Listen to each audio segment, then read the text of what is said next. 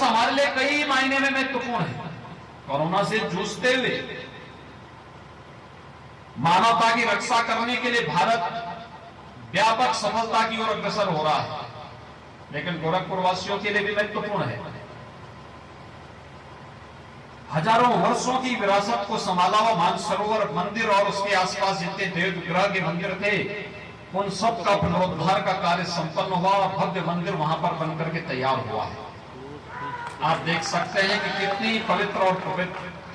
पहले हम लोग जाते थे टूटे फूटे जर्जर मंदिर में पूजा करनी पड़ती थी, लेकिन इस वर्ष भव्य और दिव्य मंदिर में भगवान के दर्शन, देव विग्रहों का दर्शन और पूजन करने का सौभाग्य हमें प्राप्त हुआ। कितना दिव्य दर्शन वहां पे हुआ। देव दर्शन करने के बाद बुद्धि प्रदान करने के लिए उत्तर प्रदेश सरकार ने यहां पर इस रामलला मैदान के पुनरुद्धार का कार्य किया। रामलला समिति आर्यनगर ने इसमें सहयोग प्रदान किया और उसका परिणाम है कि आज एक भव्य मंच, सुरक्षित बाउंड्री और एक अगले वर्ष तक आपको एक बहुत भव्य प्रांगण यहां पर प्राप्त हो जाएगा। एक भव्य कार्यक्रम आपको यहाँ पर रामलीला का ये अनवरत रूप से चलेगा। रामलीला का मतलब केवल एक मंच नहीं है, एक मंचन नहीं है, अपने समृद्ध सांस्कृतिक और आध्यात्मिक विरासत के प्रति गौरव की अनुभूति करने वाला एक मंचन, जो हम सबको एक एक घटना, हम सब के लिए जीवन के प्रत्येक क्षण में कुछ न कुछ एक नई प्रेरणा प्रदान करता है, कुछ न कुछ एक नई प्रेरणा प्रदान करता है। और उस नई प्रेरणा की दृष्टि से मर्यादा पुरुषोत्तम भगवान श्री राम की लीला का यह मंच जिस भव्यता के साथ आज यहाँ पर प्रदर्शित हो रहा है, मैं इसके लिए रामलीला कमेटी समिति आर्यनगर को भी और पर्यटन विभाग को भी हृदय से धन्यवाद देता हूँ कि उन्होंने भारत की सांस्कृतिक विरासत के प्रतीक और आध्यात्मिक विरासत के प्रतीक रामलीला के नाम पर इस मंच को पूरी तरह सुरक्षित करते हुए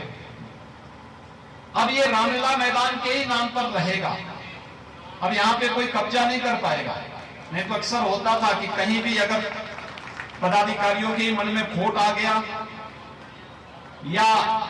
कहीं पे कोई ऐसी सरकारें कभी आई कि जिन्हें इस प्रकार की चीजें अच्छी न थी, बहुत सारे लोग होते हैं जिन्हें राम के नाम पर ही चिढ़ है, तो ऐसे लोग आ गए तो वे लोग फिर यहाँ पर पता लगा कि कब्जा करते हुए फिर उन लोगों के द्वारा अपने तरीके से यहाँ के पूरे विकास को बाधित करने के और यहाँ पर अवैध कब्जा करने की परंपरा हो जाएगी। लेकिन अब एक इसकी बाउंड्री हो चुकी है, सुरक्षित हो चुका है, कागजों में इसके नाम पे सुरक्षित हो चुका है। अन्य जगह भी हम रामलीला के मैदानों को, धार्मिक स्थलों को इसी प्रकार से संरक्षित करने का कार्य कर रहे हैं, जिससे भारत की समृद्ध आध्यात्मिक विरासत को, धार्मिक विरासत को कहीं किसी की नजर न लगने पाए। और इस दृष्टि से इस परंपरा को पूरी मजबूती के साथ हम लोग व्यवस्थित रूप से सुरक्षित रखने का कार्य करेंगे। और आज ये रामलीला मैदान अपनी उसी समृद्ध परंपरा के साथ आगे बढ़ रहा है। मैं इसमें रुचि लेने के लिए श्री रेवती रमण दास जी को, पुष्पतन जैन जी को और उनकी पूरी टीम को हृदय से धन्यवाद देता हूं, जब इन्होंने इस पूरे कार्यक्रम के प्रति अपनी पूरी सहृदयता के साथ अपनी सहमति दी, स्वीकृति दी और आज एक भव्य मंच यहाँ पर रामलीला समिति को प्राप्त हो रहा है। स्वाभाविक रूप से रामलीला के मंच के साथ साथ,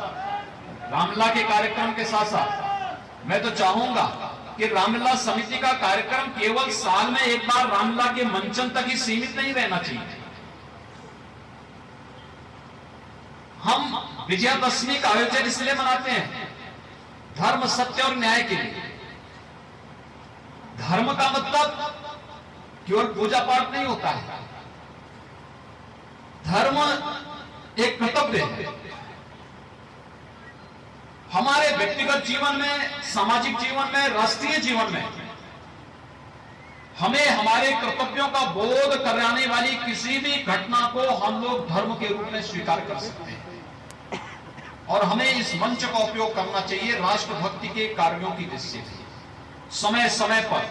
बहुत सारे आयोजन होते हैं, हमारे राष्ट्रीय पर्व होते हैं। 26 जनवरी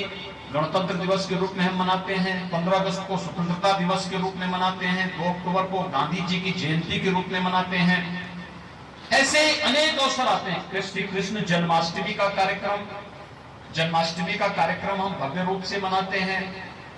इन कार्यक्रमों के मंचन का कार्यक्रम भी होना चाहिए और समय समय पर अगर धार्मिक भजन की एक श्रृंखला भी हम इन मंचों के आयोजन के माध्यम से करेंगे, लोगों में एक अच्छा भाव पैदा होगा। मैं देखता हूं गोरखपुर के अंदर 2-3 मोहल्ले ऐसे हैं जहां पर आज भी सुबह प्रातःकाल कोरोना कालखंड के पहले वे लोग सुबह सुबह कीर्तन मंडली अपने अपने मोहल्ले में निकालते थे और मैंने देखा कि अन्य मोहल्लों की तुलना में वहां पर उन मोहल्लों में ज्यादा जागरूकता थी, सामाजिक दृष्टि से भी, धार्मिक दृष्टि से भी और विकास की दृष्टि से भी उन लोगों में ज्यादा जागरूकता वहां पर देखने को मिली थी। और इन मंचों का उपयोग हमें तभी करना चाहिए क्योंकि यहाँ पे जितनी अच्छी सजावट हो रही है, जितना अच्छा कार्यक्रम हो रहा है, ये कार्यक्रम अनवरत चलने के नाम पर जो मैदान या पार्क सुरक्षित हैं, उनको उसी प्रकार से संरक्षित रखने की आवश्यकता है और उनकी सुंदरीकरण की एक व्यापक कार्य योजना बनाने की आवश्यकता है, जिससे लंबे समय तक लोग उस परंपरा को उस रूप में आगे बढ़ा सकें, जिससे आने वाली पीढ़ी को पता लग सके कि इतनी समृद्ध परंपरा के हम वारिस हैं और उस परंपरा पर गौरव की अनुभूति हर व्यक्ति कर सके। दूसरा, यह वर्ष हमारे लिए और भी महत्वपूर्ण है। महत्वपूर्ण इसलिए भी 492 वर्षों के बाद अयोध्या में भगवान राम के भव्य मंदिर के निर्माण का मार्ग आदरणीय प्रधानमंत्री मोदी जी के कर कमलों से प्रारंभ हुआ है। आपने अनुभव क्या होगा, अयोध्या आज दुनिया के अंदर अपनी यश और कीर्ति को पहुंचाने के लिए यश और कीर्ति को लेकर के जाने की पूरी तैयारी के साथ 492 वर्षों तक अनगिनत पीढ़ियां चली गई। उन पीढ़ियों के मन में एक ही इच्छा थी, हम अपने आराध्य भगवान श्री राम के भव्य मंदिर के निर्माण का सपना साकार कर सकें। वे लड़ते रहे, वे लगातार आराधना करते रहे, उनके द्वारा लगातार किए गए अपने कृतित्व से, जो तप और साधना से जो शक्ति और जो ऊर्जा निकलती थी, उस ऊर्जा एक एक करके वो बढ़ती गई और 5 अगस्त 2020 को देश के यशस्वी प्रधानमंत्री श्री नरेंद्र मोदी जी के कर कमलों से अयोध्या में भगवान राम के भव्य मंदिर के निर्माण का मार्ग प्रशस्त हो चुका, उस कार्यक्रम का भी शुभारंभ हो चुका है। इसलिए यह वर्ष बहुत महत्वपूर्ण है। भारत की यश और कीर्ति को दुनिया के अंदर पहुंचाने की दृष्टि से बहुत महत्वपूर्ण है और मैं इस दृष्टि से आप सबको हृदय से बधाई देता हूं, गोरखपुर वासियों को इसलिए भी बधाई देता हूं क्योंकि आधुनिक कालखंड में अयोध्या में श्री राम जन्मभूमि आंदोलन में गोरखपुर की बहुत बड़ी भूमिका रही है। आप में से बहुत सारे लोग होंगे जिनके पूर्वज अयोध्या के आंदोलन में गए होंगे। मेरे पूज्य दादा गुरु ब्रह्मलीन महंत दिग्विजयनाथ जी महाराज जब 1949 में रामलीला का प्रकटीकरण होता है, तब गोरखपुर से हजारों की संख्या में श्रद्धालु जन अयोध्या पहुंचे थे। आप में से बहुत सारे लोगों के पूर्वज उसमें से रहे होंगे जो लोग अयोध्या उस समय जिसका नेतृत्व ब्रह्मलीन गोरक्ष पीठाधीश्वर पूज्य महंत अभेद्यनाथ जी महाराज कर रहे थे। उस राम जन्मभूमि मुक्ति आंदोलन के साथ भी आप में से बहुत सारे लोग और बहुत सारे आपके पूर्वजों में से बहुत सारे लोगों ने भी उस आंदोलन में सहभागी बनकर के अपने जन्म और जीवन को कृतार्थ किया होगा, धन्य धन्य किया होगा। और आज उस तप और उस साधना का परिणाम हम सबके सामने आया है कि अयोध्या में भगवान राम के भव्य मंदिर के निर्माण का मार्ग भी प्रशस्त हुआ है।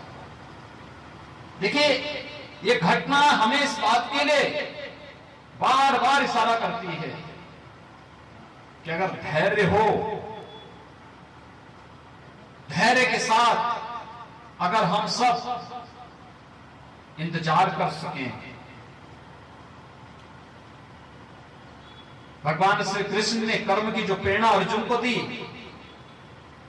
और जिस बारे में कहा कि हे अर्जुन, तुम केवल कर्म करो, निष्काम कर्म करो। निष्काम कर्म की प्रेरणा भगवान श्री कृष्ण अर्जुन को जो देते हैं, इस निष्काम कर्म के पीछे का उद्देश्य ही है हमारा काम कर्म करना है, फल की प्राप्ति की इच्छा नहीं। अगर हमने निष्काम कर्म किया तो उसका इच्छित फल ऊपर वाला हमें जरूर देगा। और यह अयोध्या में श्री राम जन्मभूमि के भव्य मंदिर के निर्माण का मार्ग प्रशस्त होने के साथ हम सब ने इस चीज को अनुभव किया है। मुझे आज के दिन पर बहुत प्रसन्नता है कि एक एक करके सारे कार्य आगे बढ़ते जा रहे हैं। गोरखपुर विकास की प्रक्रिया के साथ आगे बढ़ रहा है, उत्तर प्रदेश विकास की प्रक्रिया के साथ आगे बढ़ रहा है। पूरा देश आज समृद्धि की ओर अग्रसर होकर के कोरोना जैसे वैश्विक महामारी का मुकाबला सफलतापूर्वक करते हुए वैश्विक स्तर पर अपनी एक नई धमक के साथ